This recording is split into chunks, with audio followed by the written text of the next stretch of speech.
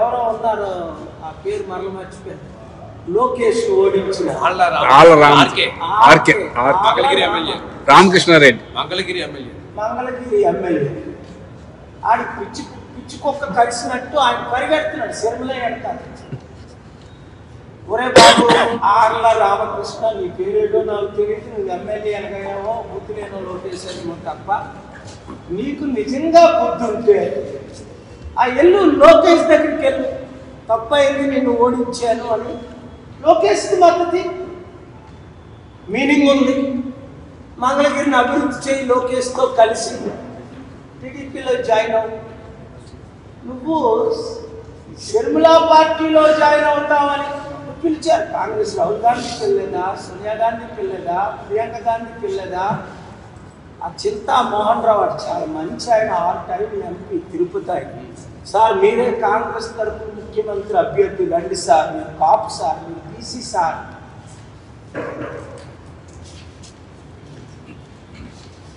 అని ఎంత బ్రతిమాలాడు. అందరూ ఒకరు కాదు, ఒక 30-40 మంది మొన్న కలిసారు. అందరూ కాంగ్రెస్ నాయకులు అందరూ వారం రోజుల క్రిందట ఢిల్లీలో, 2 వారాల క్రిందట. పేరే తెలీదు, నువ్వు చెప్పగలవా పేర్లు? మమత వచ్చి నిలబడి ఫోటోలు తీసుకున్నారు. పిసిసి ప్రెసిడెంట్, ఈ మధ్యన పిసిసి ప్రెసిడెంట్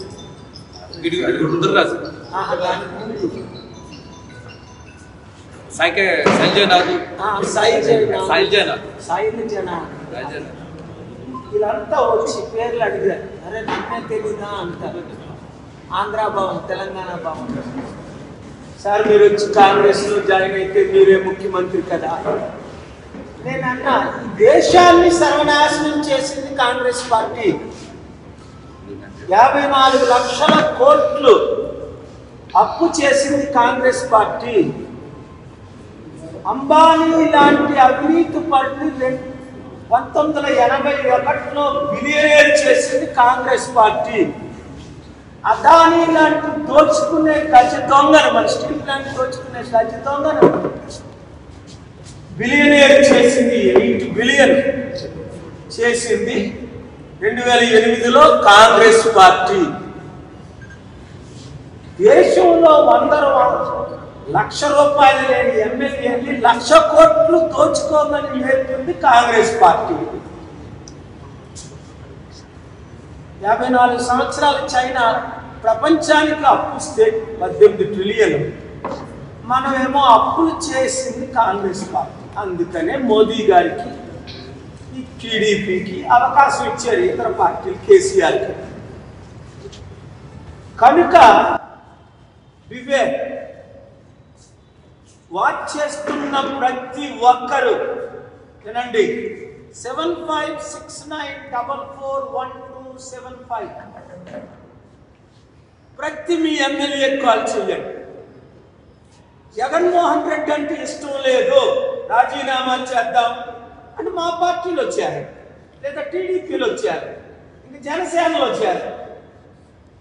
కానీ ఈ దేశాన్ని, ఆంధ్రప్రదేశ్ని సర్వనాశనం చేసిన సోనియా గాంధీ పార్టీలో మాత్రం చేరకండి.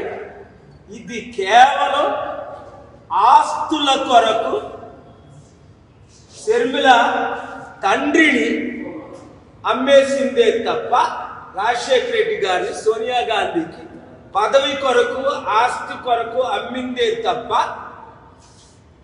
2 యొక్క యోగ్యత షర్మిలకు లేదని తెలంగాణ ప్రజలు 4 కోట్ల మంది బుద్ధి చెప్పారు. 4 ఓటేయలేదు. ఒక్క ఎమ్మెల్యే అభ్యర్థి నిలబెట్టలేకపోయింది. చివరికి కాంగ్రెస్ కాలు పేలు అట్టుకున్నా సరే మేము విలీనం చేసుకో అన్నారు. ఇప్పుడు జగన్తో పోరాడతాము అనేటప్పటికీ వాళ్ళు ఒప్పుకున్నారు. ఓకే, చూపించు, నువ్వు ఫైట్ చేసి చూపించు, నీకు రాజ్యసభ ఏదో ఇస్తాం. నీకు అవసరమా రాజకీయం?